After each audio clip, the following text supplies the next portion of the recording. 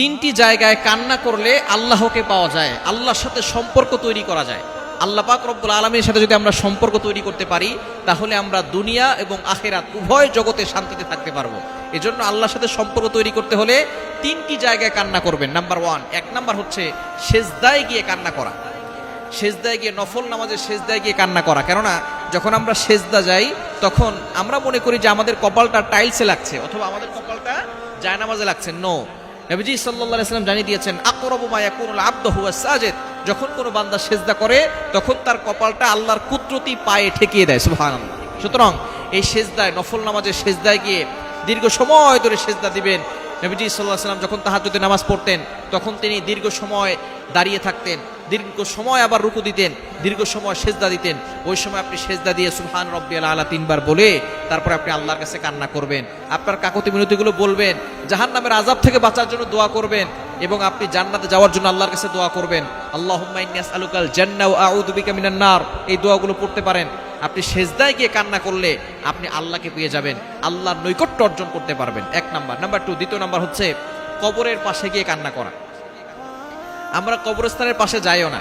হযরত ওসমান রাদিয়াল্লাহু তাআলা আনহু, আবু বকর সিদ্দিক রাদিয়াল্লাহু তাআলা আনহু যখনই এই সমস্ত সাহাবায়ে কেরাম কবরের পাশ দিয়ে যেতেন, সাথে সাথে তাদের চোখ ভিজে যেত। কেননা আখিরাতের প্রথম ঘাঁটি হচ্ছে কবর। আমরা অনেকেই কবরের পাশ দিয়ে হাঁটি, কিন্তু কবরের কথা স্মরণ করি না। অনেকেই কবরের কথা স্মরণ করি না, কবরের পাশ দিয়ে হেঁটে যাই। আমাদের থেকে কত শক্তিশালী মানুষ এই কবরে শুয়ে আছে, আমাদের থেকে কত সুন্দর সুদর্শন মানুষ এই কবরে শুয়ে আছে, সুঠামদের অধিকারী মানুষ এই কবরে শুয়ে আছে, যারা আজকে মাটির সাথে মিশে গেছে। মাঝে মধ্যে কবরস্থানে যাবেন, গিয়ে সেখানে কান্না করবেন, কবরবাসীদের জন্য দোয়া করবেন, আর নিজের জন্য কান্না করবেন। সাহাবায়ে কেরাম জান্নাত জাহান্নামের আলোচনা শুনতেন, তখন কান্না করতেন না। নিজেরা জান্নাত জাহান্নামের আলোচনা করতেন, কান্না করতেন না, কিন্তু যখনই কবরের কাছে যেতেন, সাথে সাথে কান্না করতেন। সুতরাং কবরের কাছে গিয়ে কান্না করবেন।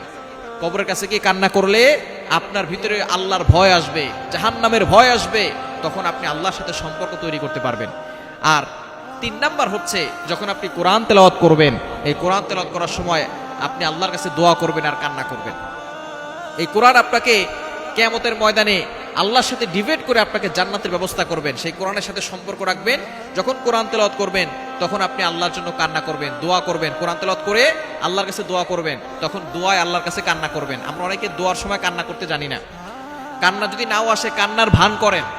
আপনি দোয়া করার সময় কান্নার ভান করেন, তাহলে আল্লাহ তাআলা খুশি হবে। এই 3টি জায়গায় যদি আপনি কান্না করতে পারেন, তাহলে আপনি আল্লাহকে পেয়ে যাবেন, আল্লাহর সাথে সম্পর্ক তৈরি হবে, এবং আল্লাহ পাক রব্বুল আলামিন আপনার প্রতি খুশি হয়ে আপনার জন্য জান্নাতের ব্যবস্থা করবেন।